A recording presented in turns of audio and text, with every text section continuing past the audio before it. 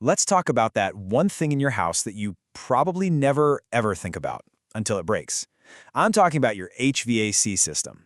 It's the unsung hero of your home's comfort, and today we're going to pull back the curtain and figure this whole thing out. Okay, picture this. It is the hottest day of the year. It's brutal outside. The air inside is getting thick, and then nothing. Just silence. That cool air you took for granted is gone. It's that sinking feeling in your stomach that every homeowner absolutely dreads, and it's exactly what we're tackling today. What do you do when that system just gives up on you? So first, you gotta realize these breakdowns, they almost never happen out of the blue. Nope, they're usually the grand finale to a long story of stress and wear and tear. So in this first part, we're gonna investigate exactly why these comfort crises happen in the first place. Now we're going to use a place called Naperville, Illinois as our little case study. And you might be thinking, what does a town in Illinois have to do with my house? Well, it's actually the perfect example. The challenges their systems face, from wild temperature swings to the very soil their houses are built on, they're the same universal stresses that your HVAC system is quietly battling every single day, no matter where you live. All right, so let's meet the bad guys in this story. Your home's hidden enemies. We're diving deep into that mix of outside forces and inside weaknesses that team up to take your system down. This is the why behind the breakdown. You know, it's pretty amazing how many things are working against your system. You've got these crazy temperature swings that force it to go from full-blast heat to full-blast cool. A lot of us live in older homes with leaky ducts that are just bleeding expensive air. Then you've got freeze-thaw cycles that are literally bending and stressing metal connections. Even the dirt your house is sitting on can hold moisture and cause problems. It's like your system is fighting a war on multiple fronts 24/7. And all that stress, all that fighting, it's not random. It takes a toll, and it leads to very specific, very predictable points of failure. It's just simple cause and effect, really. Let's look at exactly what tends to break. So here are the 4 usual suspects. That summer humidity, it forces your AC compressor, which is basically the heart of the whole system, to work way too hard until it just burns out. Then, in the winter, the furnace turning on and off, that wears out the igniters and sensors.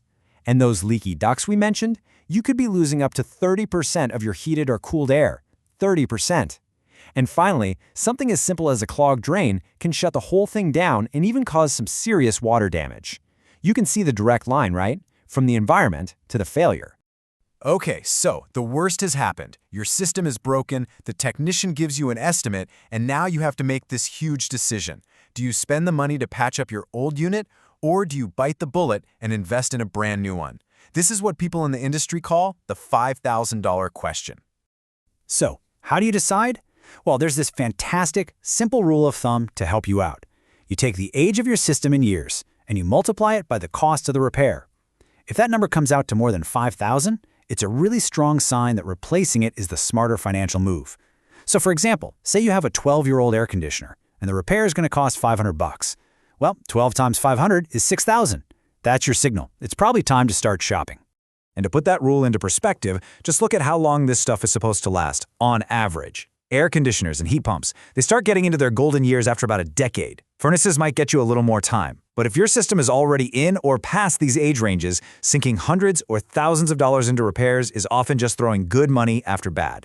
So let's just lay it all out, right? Repairing is definitely cheaper today and it fixes the immediate problem. But you're still left with an old, inefficient system and you're just waiting for the next part to fail. Replacing costs more upfront, for sure, but you get a brand new warranty, you get much higher efficiency, which means lower energy bills every month, and you get that long-term peace of mind. It's really a short-term patch versus a long-term investment. Okay, so you've made the call to get it fixed. Now let's be honest. Having technicians in your home can feel a little stressful, but a truly professional service call should be totally transparent, totally predictable. So let's talk about what you should expect. This quote right here, this says it all.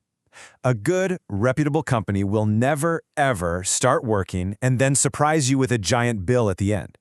The entire process should be built on clear communication and upfront pricing so that you are always the one in control. And really, the process should be this simple.